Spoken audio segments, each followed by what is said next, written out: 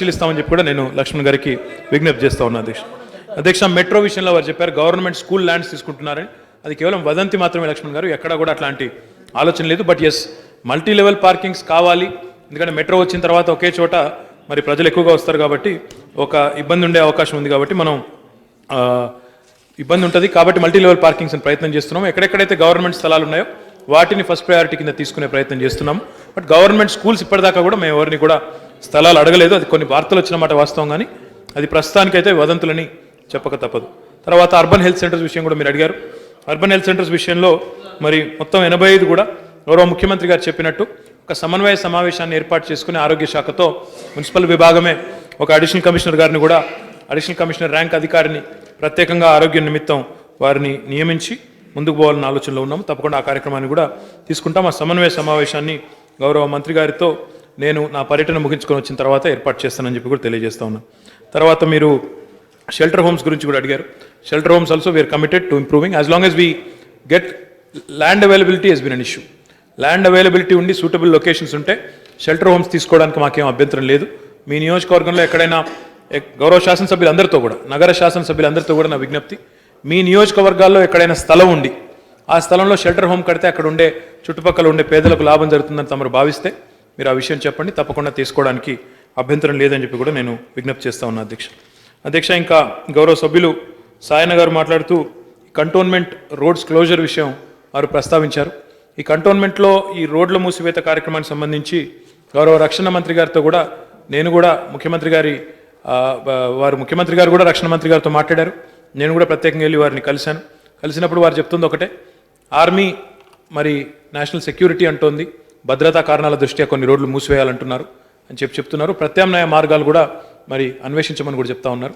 ఆ దిశగా ప్రయత్నాలు సాగుతున్నాయి. కానీ ఆర్మీ కూడా మన రక్షా మంత్రి గారు కూడా సహకరించి అవసరమైతే ఇంకొన్ని రోజులు పొడిగించేదానికి కూడా సుముఖంగా ఉంటారని చెప్పి కూడా ఆశిస్తా ఉన్నాం అధ్యక్ష. ఇంకో మాట కూడా వారు చెప్పారు సాయన గారు, కంటోన్మెంట్ హైదరాబాద్లోనే ఉన్నప్పటికీ మిగతా ప్లానింగ్లో మా పాత్ర ఉండడం లేదన్నారు. అందుకే కంటోన్మెంట్ అధికారులను, కంటోన్మెంట్ CEO గారిని ఎప్పటికప్పుడు మున్సిపల్ అడ్మినిస్ట్రేషన్ మీటింగ్స్ కూడా పిలుస్తున్నాం. మా మున్సిపల్ అడ్మినిస్ట్రేషన్ సెక్రటరీ గారికి కూడా ఇదివరకే సూచనలు చేయడం జరిగింది. తప్పకుండా కంటోన్మెంట్ని హైదరాబాద్లో ఒక అంతర్భాగంగానే ప్లానింగ్లో కానీ విజనింగ్లో కానీ భవిష్యత్తులో జరగబోయే ఎక్సర్సైజ్ అన్నింటిలో కూడా వారు అందులోనే ఉండాలని చెప్పి కూడా వారిని కూడా ఇన్వాల్వ్ చేస్తున్నాం. తప్పకుండా భవిష్యత్తులో కూడా అది కొనసాగిస్తామని చెప్పి విజ్ఞప్తి చేస్తా ఉన్నా అధ్యక్ష. బలాలా గారు మాట్లాడుతూ ఏ बड़ी बोली में आप अच्छा काम कर रहे हैं बट कटोरा हाउस भी देखिए करके आपने कहा. आपके MP साहब ने, असदुद्दीन साहब ने भी हमें एक इसमें मशवरा दिया. बिल्कुल कटोरा हाउस के बारे में भी और QSQDA के बारे में भी, Quli Qutub Shah urban development authority के बारे में भी government is committed. In fact we are committed. I have made a observation the other day when I visited tombs that it could be a World Heritage Site. If you connect the Deccan Park with Kuli Qutub Shahi tombs, the entire fort, Golconda Fort, that can in fact be preserved as a wonderful precinct and it can be a World Heritage Site also. We will be doing every effort from the QSQDA and from government also to actually recognize it as a World Heritage event. In fact, I should commend my commissioner GHMC who has in fact liked it so much. बड़ी बोली जिस दिन हम लोग देखने गए, inaugurate करने गए, कमिश्नर साहब को इतना पसंद आ गया कि अगली मीटिंग भी वहीं लगा दी. 150 लोगों को ले जाके वहीं मीटिंग भी कर लिए.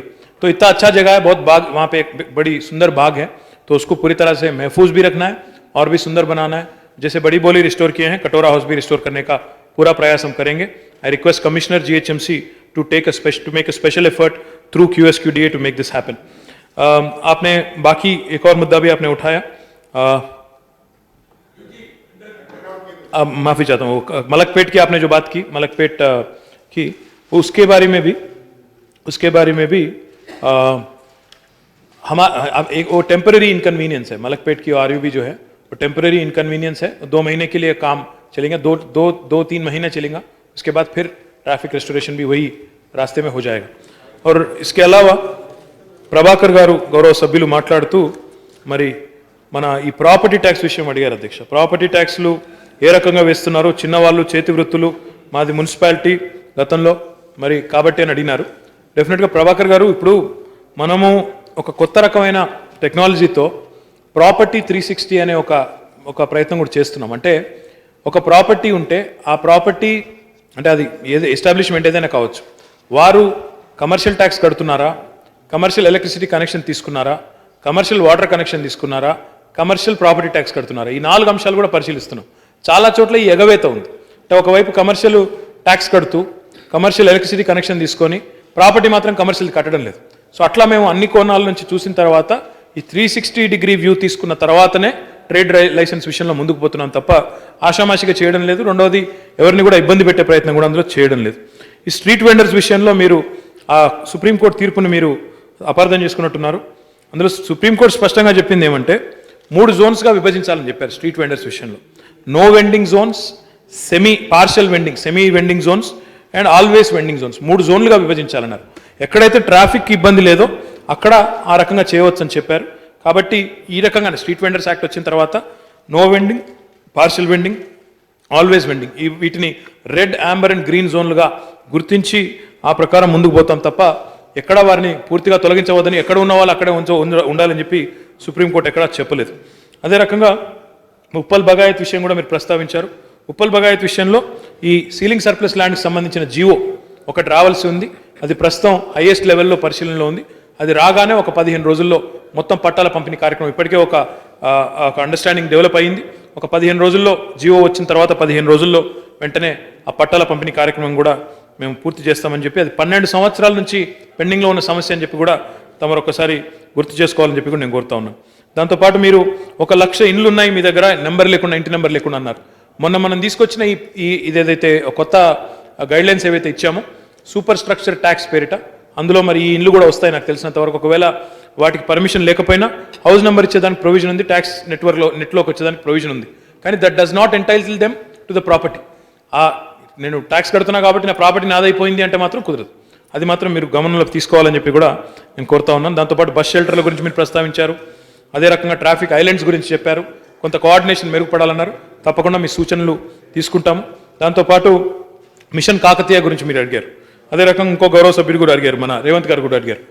ఎన్ని చెరువులు ఉన్నాయి, లేక్స్ విషయం, అసలు ఎన్ని సరస్సులు ఉన్నాయి హైదరాబాద్లో ఉన్నారు.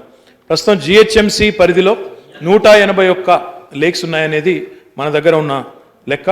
మరి ఇందులో డెఫినెట్గా కొన్నిట్లో ఎంక్రోచ్మెంట్స్ ఉన్నాయి, నేను అసలు కాదనడం లేదు. అందులో మీరు గౌరవ సభ్యులు వెంకటరెడ్డి గారు మాట్లాడుతూ కన్వెన్షన్ గురించి, రేవంత్ గారు అదే రకంగా వెంకటరెడ్డి గారు మాట్లాడుతూ పేదవాళ్ళకు ఒకటి పెద్దవాళ్ళకు ఒకటి అన్నారు. మాకు పేదవాళ్లకు పెద్దవాళ్ళు అనే తారతమ్యం లేదు. ఇప్పుడు నేను ఆ మాటకు వస్తే వెంకటరెడ్డి గారు బండారీ లేఅవుట్ అయినా, కన్వెన్షన్ అయినా, అయ్యప్ప సొసైటీ అయినా ఇవన్నీ కూడా గత ప్రభుత్వాల హయాంలో మొదలయ్యి ఆ షేప్కి వచ్చినాయి తప్ప మేము వచ్చిన తర్వాత ఏదో కొత్తగా మొదలయ్యి మేమేదో ఉపేక్షించింది ఏమీ లేదు. కాబట్టి గతంలోకే వెళ్లాల్సి వస్తే నేను కూడా విమర్శలు చేయాల్సి వస్తుంది. కానీ but I completely assure you that కన్వెన్షన్కి, నాగార్జున గారికి, ఇంకొకరికి ప్రత్యేకమైన హక్కులు కానీ ప్రత్యేకమైన వెసులుబాట్లు కానీ ఈ ప్రభుత్వ పరంగా మీరు గిఫ్ట్లు ఇవ్వండి అన్నారు. ఆ గిఫ్ట్లు ఇచ్చే సంస్కృతి మాది కాదు. గిఫ్ట్లు ఇచ్చి సిబిఐ కేసులో ఇరుక్కుని చాలామంది ఉన్నారు అవతల వైపు, వారి గురించి నేను మాట్లాడను. కానీ మాకు ఆ సంస్కృతి లేదు, మాకు అలవాటు లేదు. అక్కడ చట్ట ప్రకారం ఏం జరగాలో జరుగుతుంది. అది ఇప్పుడు లీగల్గా కూడా అక్కడ కొన్ని ఇష్యూస్ ఉన్నాయి. మీరు అన్నారు మార్కింగ్ ఇచ్చారు అన్నారు. ఒకవేళ అది వాస్తవమే అయితే, అది ఒకవేళ ఎంక్రోచ్మెంట్ అక్కడ ఉంటే, బఫర్ జోన్లోకి వాళ్ళు వస్తే, I assure you from the floor of this house that it will also be addressed and it will be tackled without any prejudice. తర్వాత గౌరవ సభ్యులు మన వెంకటరెడ్డి గారు ఇంకో మాట కూడా అన్నారు, ఎస్టీపీల విషయం అడిగారు. ఎస్టీపీలు కూడా మీరు డీసెంట్రలైజ్గా తీసుకోండి, దానికి దీనికి లంక పెట్టకండి అన్నారు. I understand your suggestion, I understand the seriousness of the suggestion also. తప్పకుండా దాన్ని కూడా పాజిటివ్గా తీసుకుంటామని చెప్పి కూడా తెలియజేస్తా ఉన్నాను. దాంతోపాటు మరి మల్టీప్లెక్స్ ఏదో కడుతున్నారు ఇక్కడ అన్నారు రేవంత్ గారు, ఎక్కడ మన నాగార్జున సర్కిల్లో. ఇప్పటివరకు అయితే నా దృష్టికి అయితే అట్లాంటిది ఏమి రాలేదు. డెఫినెట్గా నాగార్జున సర్కిల్లో మల్టీప్లెక్స్లు ఇప్పటిదాకా మమ్మల్ని ఎవరు అడగలేదు పర్మిషన్, మున్సిపల్ అడ్మినిస్ట్రేషన్ డిపార్ట్మెంట్ని, జిహెచ్ఎంసీని. కాబట్టి అలాంటిది ఏం లేదని చెప్పి నేను మీకు తెలియజేస్తా ఉన్నాను. దాంతోపాటు మరి మీరు రోడ్ నెంబర్ 2లో ఎవరో నాయకుడిది శ్మశానం ఏదో ఉంది అక్కడ, కాబట్టి దానివల్ల జరగట్లేదు అన్నారు. అలాంటి అపోహలు ఏమొద్దండి. అది ఒక శ్మశానంతో డీల్ చేయాల్సి వచ్చినప్పుడు సహజంగానే కొన్ని సెన్సిటివిటీస్ ఉంటాయి. You have to exhume the graves. అంటే మళ్ళీ మనం తవ్వకాలు చేసి వాళ్ళ పరిరక్షించి, ఎందుకంటే కొంత సెంటిమెంట్లతో కూడుకున్న అంశం విషయంలో ఏదైనా కూడా రిలీజియస్ స్ట్రక్చర్స్ అయినా ఒక గ్రేవ్ యార్డ్ ఎగ్జ్యూమ్ చేయాల్సి వచ్చినా కొంత సెన్సిటివిటీస్ని సున్నితంగా డీల్ చేయాల్సి ఉంటుంది. కాబట్టి తప్ప ఆ స్థలాన్ని నేను కూడా విజిట్ చేశాను. రమ్య అనే అమ్మాయి చనిపోయింది కూడా అదే స్థలంలో, అక్కడ యాక్సిడెంట్ జరగడం వల్ల. ఆ స్థలంలో వైడెన్ చేయాలన్న ఆలోచన ప్రభుత్వానికి ఉంది. తప్పకుండా అక్కడ స్టేక్ హోల్డర్స్తో మాట్లాడి మనం ఎంత మేరకు కుదిరితే, ఎందుకంటే ఇందాక నేను చెప్పినట్టు సెన్సిటివ్ సబ్జెక్టు కాబట్టి కొద్దిగా జాగ్రత్తగా చేయాల్సి ఉంటుంది. ఎంఆర్ ప్రాపర్టీస్ విషయంలో రేవంత్ గారు, నా దగ్గర ప్రస్తుతం సమాచారం లేదు కాబట్టి లేనిది ఉన్నట్టుగా నాకు చెప్పడం రాదు. ప్రస్తుతం అయితే నాకు సమాచారం లేదు, but I will get it examine whatever it is that you're seeking, I will get it examine. ప్రస్తుతానికైతే నా దగ్గర సమాచారం లేదు. అధ్యక్ష, నా విజ్ఞప్తి మళ్ళీ ఒకసారి తమరి ద్వారా గౌరవ సభ్యులందరికీ కూడా, మరి తమరు చాలా సమయం ఇచ్చారు, దాదాపు 4.5 గంటల పాటు మరి చర్చ జరిగింది. చాలా వరకు సంతృప్తికరమైన వివరణలు ఇచ్చుంటామని ఆశిస్తున్నాను. కానీ దయచేసి నా విజ్ఞప్తి, ముఖ్యంగా నగర శాసనసభ్యులు రామచంద్రారెడ్డి గారు మాట్లాడుతూ మ్యాన్ హోల్స్ గురించి ఇతరత్ర అంశాల గురించి చాలా చెప్పారు. మేము ఎప్పటికప్పుడు కలుసుకునే దానికి వెసులుబాటు ఉంది, అవకాశం ఉంది. మరి అందరం కలిసికట్టుగా ఈ విషయంలో ముందుకు పోయేదానికి అవకాశం ఉంది. ఒక విశ్వనగరంగా మారాలి అన్నప్పుడు తప్పకుండా వారందరి సహకారాన్ని రాజకీయ పార్టీలకు అతీతంగా కూడా కోరుతూ ముందుకు పోతా ఉన్నామని తెలియజేస్తూ ఈ అవకాశం ధన్యవాదాలు.